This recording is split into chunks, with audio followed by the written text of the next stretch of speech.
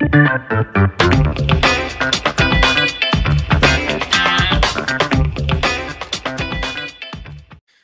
and welcome to another episode of the Real Estate Investing Club. I'm your host, Gabe Peterson, and this is the place investors go to gain actionable advice, learn about current market trends, and hear war stories from other professional investors out there in the field today.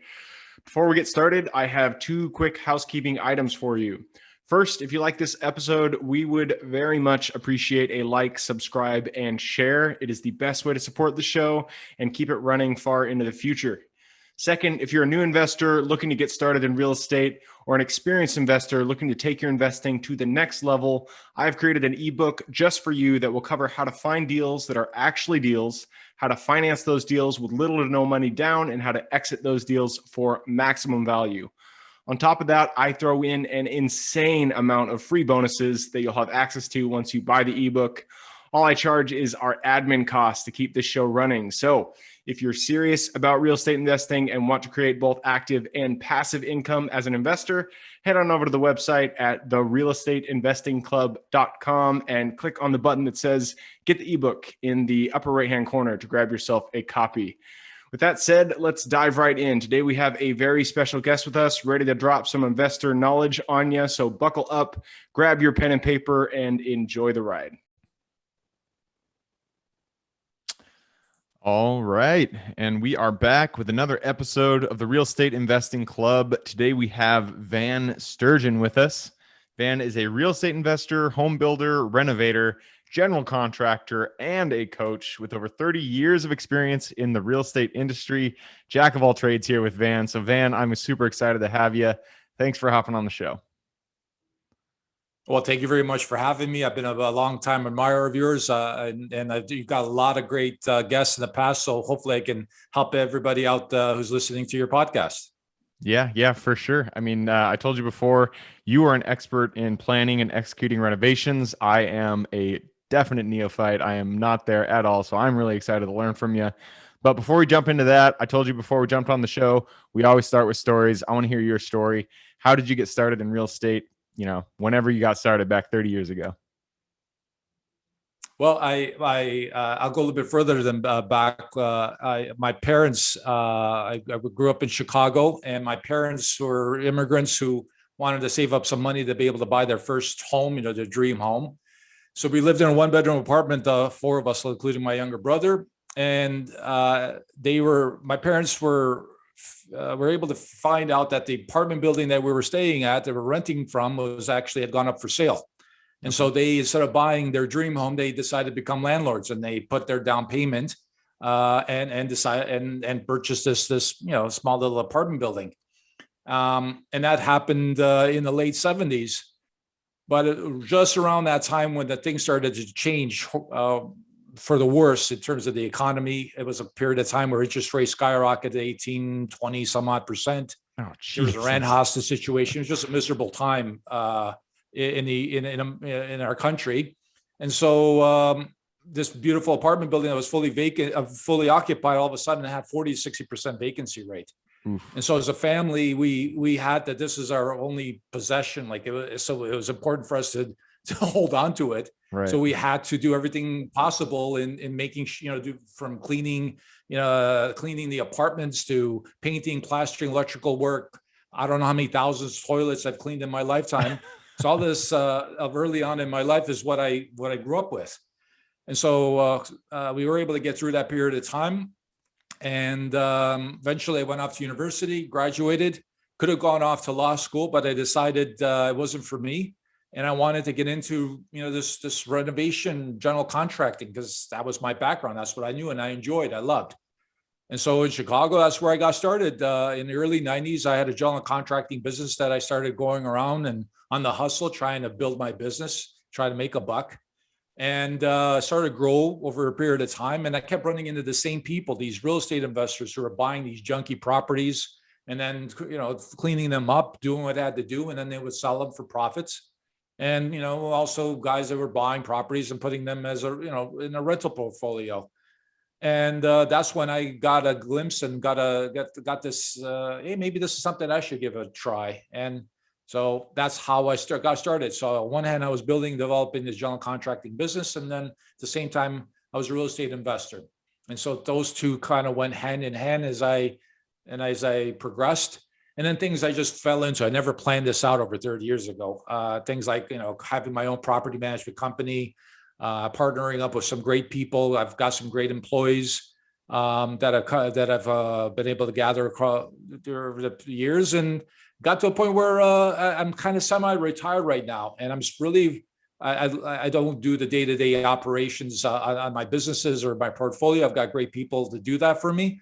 I'm kind of semi-retired, and I'm really devoted my time in helping new real estate investors who are really there's a lot of fear out there, in particular on the planning and the management side of home renovations. And that's where I'm really an expert, because I've literally done thousands of renovations, from apartments all the way up to apartment buildings, office buildings, things of that sort. So that's really where my calling is. I really love right now dealing with the new real estate investors who really want to learn that process about planning and managing renovations. Yep. No, and that is definitely one of the hardest parts, in my opinion, of investing to get right. I mean, the numbers, finding the properties, for me, that was the easy part. But doing the rehab, that is always, I don't know why, but for me, it was the hard one. But I loved your story, because you learned out of necessity. Like your parents, they went through a hard time in the 70s. And they lost occupancy, so they got all their four boys, and you worked on the properties to keep them afloat.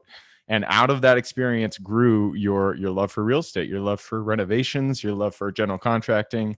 So I really like to hear stories where people, their backs got pushed up against the wall and they kind of rose to the occasion, and from that they grew their business. So congratulations for that part. That's awesome. I'm sure your parents are super proud. No, thank you. But also at the same time, it wasn't that period of time in my life.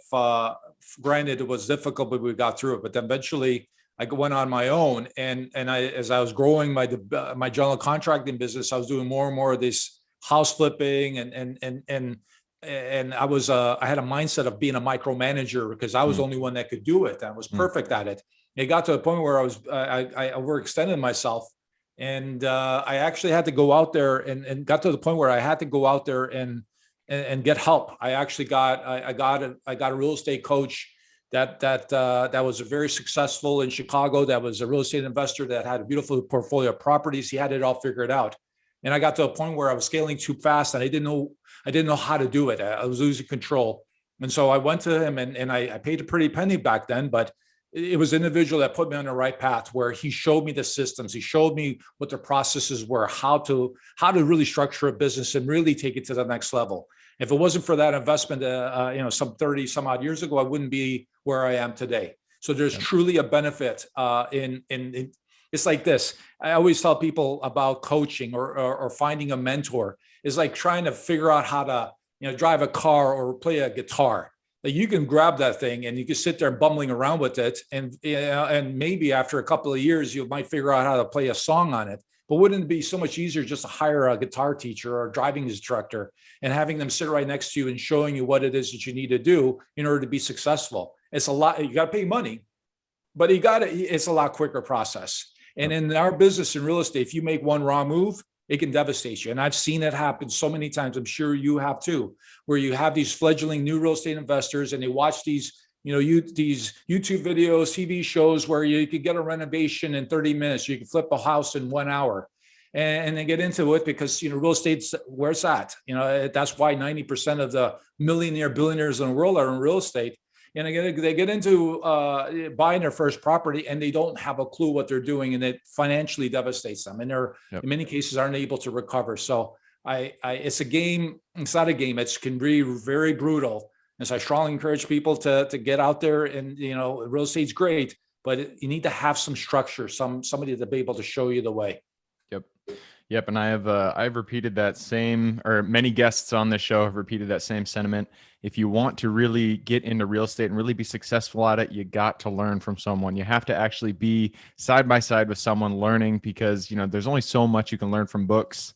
You got to be in the field, and you got to learn from somebody else, because being able to mirror their success is what will kind of shorten the time frame for yourself.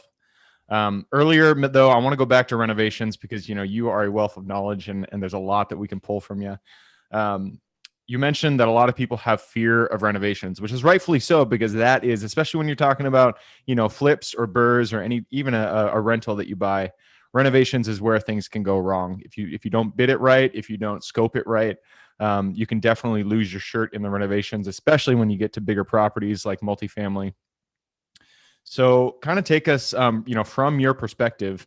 Let's say you just found a triplex or a quad, and it's in bad shape. What are the first things you do when you are, buying an investment property?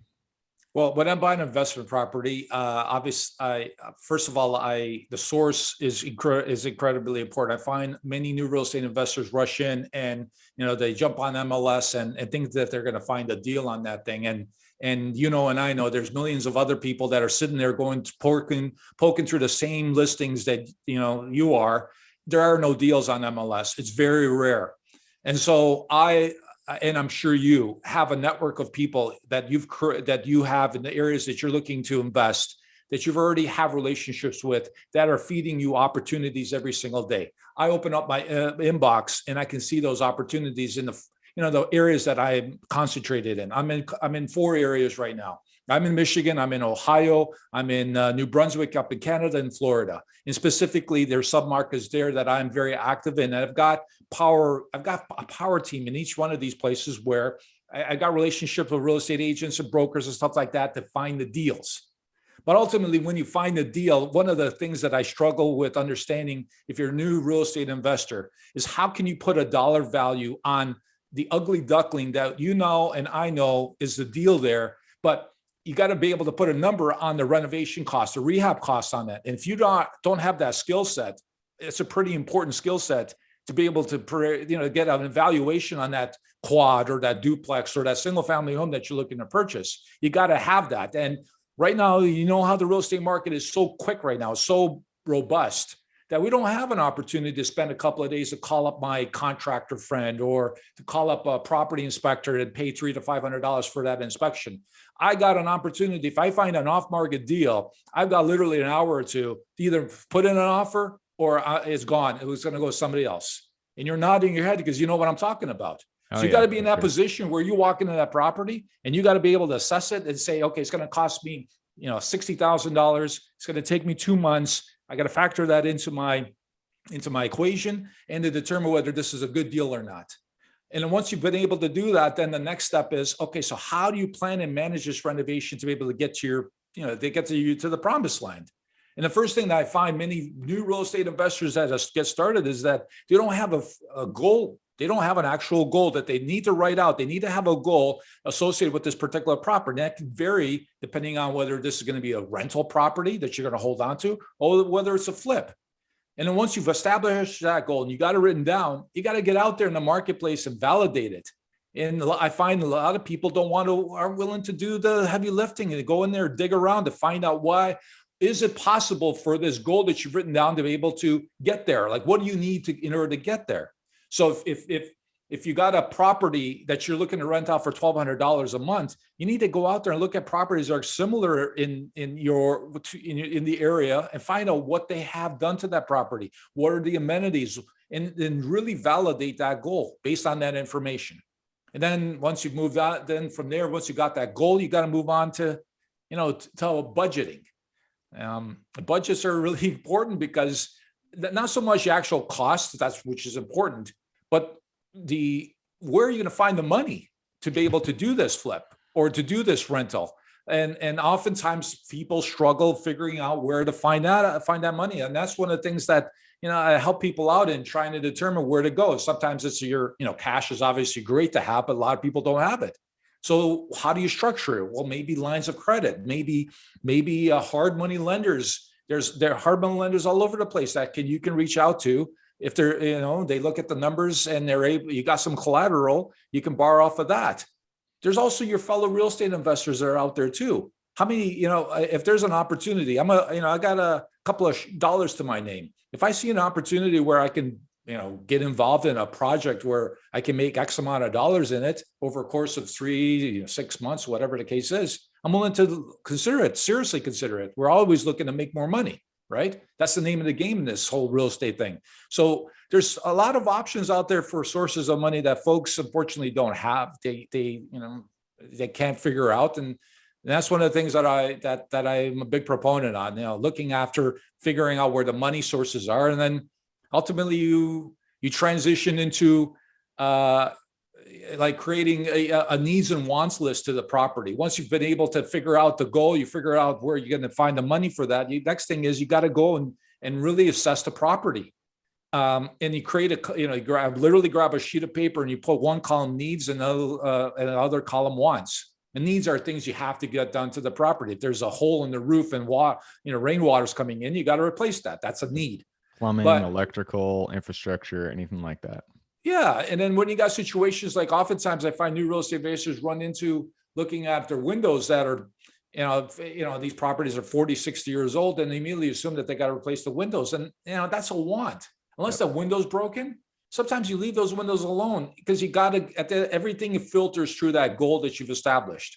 Yep. So that list that you create, you got to separate these items from needs and wants. And the wants list are things that you can get to if you got money in the kitty, if you got money in the budget. But needs are things that you have to address in order to get you to your goal. And that's really the whole planning process right there. But then really the kicker that I find the most confusion and the lack of transparency is, Gabriel, is in how do you move from that process of getting to a point where you have something that you can price out like other people, like contractors or tradespeople can price out. And that's called the documents, called the scope of work. My background as a general contractor, I've done work on commercial projects as well as residential. And on a commercial project, 99% of the time, there's a scope of work that's been created, either by an architect, an interior designer, engineers. And that piece of paper, that document then is sent out to all the tradespeople, all the electricians, all those, types of cats that look at the same set of documents and they price it out. On the residential side, I hardly ever see that the case. I just got a phone call a couple of days ago from a woman who was interested in renovating her property. And she had called a bunch of general contractors over to price out the job. And she was scratching her head, wondering why were these guys giving her prices all the way from $80,000 all the way up to $120,000, $130,000. And then I started to probe and ask her questions. Said, okay, what was the basis of them coming to your property? Did you provide some guidance? You give them a piece of paper? How did they compare apples to apples? And then she slowly realized that there was nothing there. And so it was just, wave of the hand. Oh yeah, I want to do this and I want to do that. Nothing tangible, nothing written. And so general contractors seize the opportunity. Sometimes they do, and to take advantage of it. Sometimes they don't. By saying, okay, yeah, well, it's going to cost $80,000. So some guy will say $120,000. And if you really look at the quotes, you might figure out that, that guy for $120,000 actually offers a better bang for your buck than the guy who's at $80,000. So a scope of work is incredibly important. It really streamlines the process. It really clarifies everything. You know exactly what it is that you're looking to accomplish in your project, and it acts as a blueprint moving forward. Yep. And that's that's the second time that you've kind of mentioned plans in the entire thing that you've been talking about here. Because I see a scope of work is basically your plan for renovations. But if you don't sit down with any investment that you do, if you don't sit down at the beginning and kind of think it through and create a plan for what you're doing, then it's not going to go as planned. If you don't have a plan, then it can literally go anywhere. At the very, very beginning, you said before you do any project, you have to have an exit plan. I love that you said that, because really people do need to focus on the end goal. Are you buying this as a flip? Are you buying it as a rental? What is the end goal? And then you have to have a plan for your renovations themselves, your scope of work. If you don't have a plan, a scope of work, and you don't give it to the contractor, they will create their own plan. And those plans are going to be widely divergent. Just like you said, it can be anything from just replacing a sink to replacing the tile and, whatever they see fit. So love it. Have a plan, especially when it comes to renovations. And that's the hard part, especially when you don't have a lot of experience in renovations and, fixing houses up. You don't necessarily know what to do. So if somebody doesn't have, say they're watching HGTV, They want to do a flip. They don't know how to do it. What is the just a quick step-by-step guide that you would give someone to coming up with their plan? Like what are the things they just kind of bullet point through in order to come up with their scope of work, their SOW? Well, the way a scope of work is structured is that you start with each room in that particular property, and whatever works that are needed in that property, you identify it. So room by room. if you so everything needs to be written down in that scope of work. So if it's the room's going to get painted, okay, great, it's going to get painted. But what's the color? What's the sheen? What quality of paint? Because there's such a wide variety. If you're looking to do something in a bathroom, you gotta write down the kind of toilet that you actually want to install. And because there's $100 toilets and there's $1,000 toilets. And if you let that, just go to Costco and get your toilet. Costco is the best toilet. which is fine, but you got to make those decisions, because ultimately, if you don't make them and you assume a certain level of quality that, of a product, you're not going to get it. There's laminate floor, there's hardwood floor. Guess what? Hardwood floor is a lot more expensive than laminate floor. And so all these things you got to figure out. And once you create that scope of work, you go out there then you pull each of those rooms, the disciplines that each of those rooms is required. So if an electrician needs to put an electrical outlet in the kitchen, and then the electrician needs to put 4 recess lights in the living room, those line items you pull, and you create within the document, the electrical discipline, then the plumbing discipline, and then a painter discipline. Because ultimately what we want to do is, when we send this out to tender, when an electrician gets it, a plumber gets it, they've got a clear picture of the body of the work that's being done there. They got diagrams, they got pictures of the whole situation, what's happening, and they can price it out accordingly. And once you get these quotes for the plumber and the electrician and the painter, they're all you can compare them to apples, because everybody's basing their estimates off of one document. Perfect. And it's amazing. One of the difficulties people find, new real estate investors, I can't find contractors, I can't find tradespeople to do work on mine, they're so busy. Let me tell you, if you produce a scope of work and you have it done professionally, in terms of the content that's in it, and you send it out to these people, you're going to get a much higher response rate than you would if you just called them and said, I want to do this and do that over the telephone. If I'm a busy guy and I get a phone call like that, which I do every single day, I don't respond to them. I just blow them out because I'm a busy guy. Yep. But if I come across somebody who is, produces documents and a plan, then I'm going to be much more inclined to reply to that person and deal with that person, because professional people want to deal with professional people. They don't want to deal with schmucks. And ultimately, if you don't have something like that, you're just going to draw in the losers. You're going to draw in the bottom of the barrel. And then by the virtue of you having a scope of work, you get rid of those losers, because losers will look at that document and say, this guy, this person knows what they're doing. We want to deal with, they don't want to deal with people who know what they're doing. They want to deal with opportunities to be able to take advantage of you. And good business people, they just want to get in there, do their work, get their money, move on to the other project. They rely on turnover. They don't rely on sitting there for 6 months, 8 months on one particular project and milking that particular client. There's no money in that. Yep. The money's made in turnover. So professional people like me who've got very great, successful businesses understand and appreciate that. And those are the types of people you should be concentrating on doing business with. Yep, I love it. So, real quick recap for someone who's just getting into their renovation and they're looking how to scope it out. You said go room by room, write down everything that you want to do in that room, and then take out each individual item by subcontractor. So if it's an electrician, take out all the electrical items. If it's a plumber, take out all the plumbing, and then get them bid out by those individual subcontractors. So room by room, then subcontractor by subcontractor. Obviously, you can get a GC to do this as well.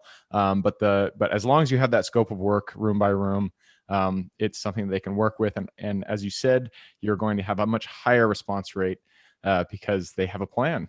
And that is exactly what everybody even wants. If you're dealing, Gabriel, even if you're dealing with a general contractor, it's always a good practice for you to create your own scope of work. And then when you tender it out to general contractors, you get a comparison of apples to apples. The only issue that I struggle with new real estate investors is that you need to do this on your own. You need to get this, you need to have developed a skill set, not in a matter just of dealing with your own renovation, but using that skill set, for the future and being able to figure out, hey, is this future property, is it worthwhile for me to purchase or not? You need to have that skill set. And why should you hire a general contractor, which I am? And I'll tell you that if I were to price out a job of yours, a $50,000 job, and I gave you a quote for $50,000, my cost on it is going to be somewhere around $30,000 to $35,000. That's my cost. I need to make $15,000, $20,000 on that renovation for that 2-3 months, or it's not really worth it for me. I need a I can't make $2,000 a month. It doesn't make sense. Yep. So by virtue of you being able to step into the shoes of a general contractor, not only do you learn a skill set, but at the same time, you're saving 30 to 50% on your renovation. I think you need to do that. I think, folks, if you want to be a serious operator, a successful real estate investor, you need to learn that skill set. 30 to 50% is definitely worth it. I'll tell you right now, especially when you get bigger deals. Yeah. Awesome. Well, Van, we've already pushed through the 20-minute mark, so I got to jump us into the quick question round. You ready to rock? I'm ready to go rock and roll. Go ahead. All right. It always starts out with books because I'm a big bookie. So why don't you tell me 2 book recommendations, one for general life wisdom and then one for real estate. One for general wisdom is Think and Grow Rich by Napoleon Hill. I think that's really a great book just for overall. It doesn't have to be about real estate. It can just life in general. The other book I'm going to throw you for a loop, and this is a book that I read a long time ago. It's The Art of the Deal by Donald Trump. Like it was a phenomenal book in that there were certain nuggets that I pulled out of it that I still use to this day. Like it hasn't been all peaches and cream, and over the course of 30 years where, I've had some business ventures that, blew up. Yeah. And by virtue of reading his book, I've always retained certain things about how to go about that process of blowing it up like he did in the early 90s. So that's one book I recommend people reading. Awesome. That's funny because, I've had, 150 something guests on the show, and you're the first person to recommend The Art of the Deal. And I've heard it's a good book, so I might have to pick it up and check it out. I mean, Donald Trump, he obviously has been a successful man, so I'm sure he has some good things to say. He's a hell of a marketeer. And there's a lot of great stuff in that book that you can pull from there. I don't want to take up your time, but yeah, it's a great book to read. Definitely. Perfect. All right, moving on. This one is for your younger self. So the Van who was, growing up with your 3 other brothers, you guys were living in that apartment complex with your parents, getting your hands dirty, fixing toilets. Go back to that Van, look him in the eye, give him one piece of advice moving forward. I really recommend people that individual to be able to find something in their lives that they're really good at, that really happy, makes them happy, that makes them feel whatever they're doing is effortless. We're all blessed with a gift. My gift might be making a birthday, making cakes, and your gift might be singing us songs, and other people might be something else. And when you do something like that and you find what it is that you're really good at, it comes effortless, and it's not work. I was blessed in that I got into something that I enjoy every single moment that I talk about real estate. I don't know if you can tell I'm passionate about renovations and stuff like that, because I've gone through it because I'm really good at it. And I really enjoy engaging in something that I'm really good at. And I really recommend people to find that gift of theirs and really to use that. And it's amazing what you can accomplish with that gift. We're all blessed with something. Yep. I love that. In fact, I read one time that there's only 3 things that make people happy, and that's competence, connection, and autonomy. And so if you want to be happier, just get good at something. And real estate's great because it's very numbers oriented. And so you can see, definitive results. Like you can see the building being built and you can see numbers, rent coming in. So I love that you said that, get good at something. And that's kind of the route that you took. Going on to the next question. This one's about habits. So if you could point to one habit that you feel has contributed the most to your overall health, well-being, and success, what would that habit be? Perseverance. It is, you need to have perseverance. Life is never meant to be easy. You got to go through a lot of junk and a lot of issues and a lot of problems. You have to have perseverance. And a lot of times that's really test the mettle of an individual, is being able to go through those difficult times and persevere. And always envision, always see, Think and Grow Rich. Napoleon Hill, envision victory, envision that goal, envision what it is that you want to accomplish, and just persevere through the stuff that you got to go through to get to the end of the, at the end of the day, to accomplish that goal. I followed that over the last 30 years, and the successes I've been able to find in life is because of the perseverance that I've had. Absolutely. Murphy's Law, baby. If something will or can go wrong, it definitely will go wrong. So you got to persevere through the shitstorm because it is always going to be in front of you. Second to last question. So the United States, I don't know how many million, there are hundreds of thousands of miles. I don't know how many square miles are in the US, probably a lot. But there's a lot of places to invest. So if you could point to one place in the US that you are most excited about putting your hard-earned dollars, where would that place be? There are two places where I'm very actively involved in. It is in Detroit and in Cleveland. I think those Detroit, two really. I think those two markets are incredible in that these submarkets are growing. There's submarkets within these areas are growing, and a lot of folks look at the population growth, which is non-existent. It's actually decreasing in these two areas. Mm-hmm. But what they fail to realize is that the actual stock of housing that exists in those two areas is also decreasing in much larger rate than the actual population that is moving out of that. So essentially, you're having more and more demand being naturally created because of products that are disappearing from the marketplace. That's really interesting because most people, you just named the two markets that nobody wants to put their money, Detroit and Cleveland. I almost bought a 25 unit multifamily out there. And I was like seconds from pulling the trigger, but I just didn't because of the statistics. I think Cleveland had a negative 2-3% net migration. And so it's interesting. But also at the same time, though, you're actually having stock being removed. You have literally neighborhoods in Cleveland and Detroit are being leveled, and it's population, yes, is decreasing, but it's not decreasing at the same level that as these properties are being removed off of supply.